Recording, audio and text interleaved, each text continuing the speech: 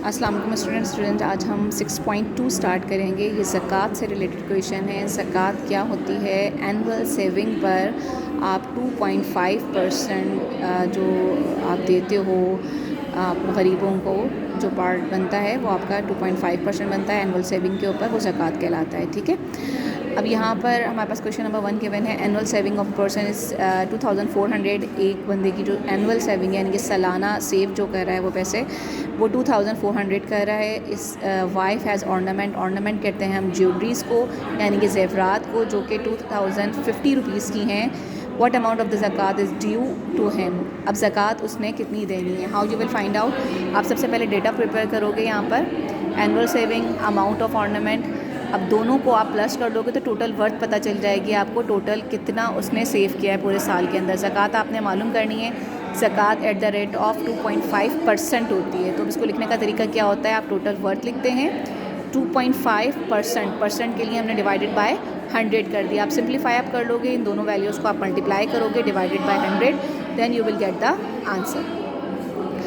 अब उसी तरह से आप क्वेश्चन नंबर 2 सॉल्व करेंगे। क्वेश्चन नंबर जो 2 है आपका, इसके अंदर है a person paid 56.50 rupees as zakat. अब यहाँ पे आपको ज़कात कितनी पे की है बंदे ने, ये बता दिया गया है। फाइंड सेविंग हमने मालूम करनी है, यानी कि यहाँ पे अपोजिट काम हो रहा है आपके पास। तो आप यहाँ पे फाइंड आउट किस तरह से करेंगे। यहाँ पे सबसे पहले आप डेटा के अंदर वही ज़कात पेड लिख दिया आपने 2.50। ये हमारे पास 2.5% जो हमारे पास होता है ना 2.5%, ये इस हिसाब से लिखी हुई है 2.50%। ठीक है, ज़कात पेड हो गई इतना। अब टोटल अमाउंट जो ज़कात पेड हुई है वो भी आपको यहाँ पे इंक्लूड करनी चाहिए। ज़कात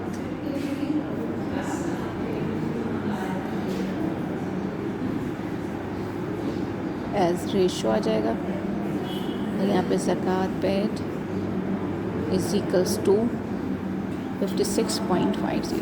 ठीक है, ये तीनों लाइन आ गई आपके पास। ज़कात पेड 56.50, ज़कात पेड एज रेशो 2.5%। यहाँ पे 2.5% का नाम आएगा, ये चीज़ें एक साथ हैं। ठीक है, अब यहाँ पे अज्यूम कि हमने सेविंग जो है वो x है।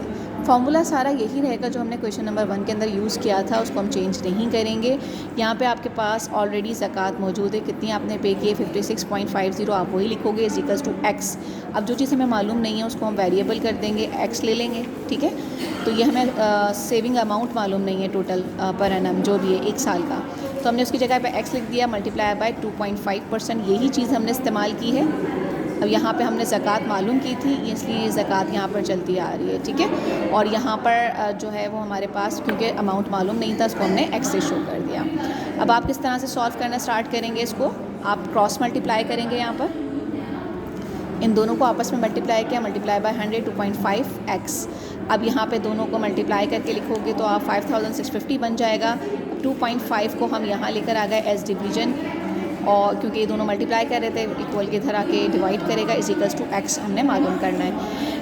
इन दोनों को हम डिवाइड करेंगे तो हमारे पास आंसर आ गया 2260, जो कि सेविंग अमाउंट होगा। इसीलिए इस बंदे ने ज़कात पे की है 56.50 रुपीज़।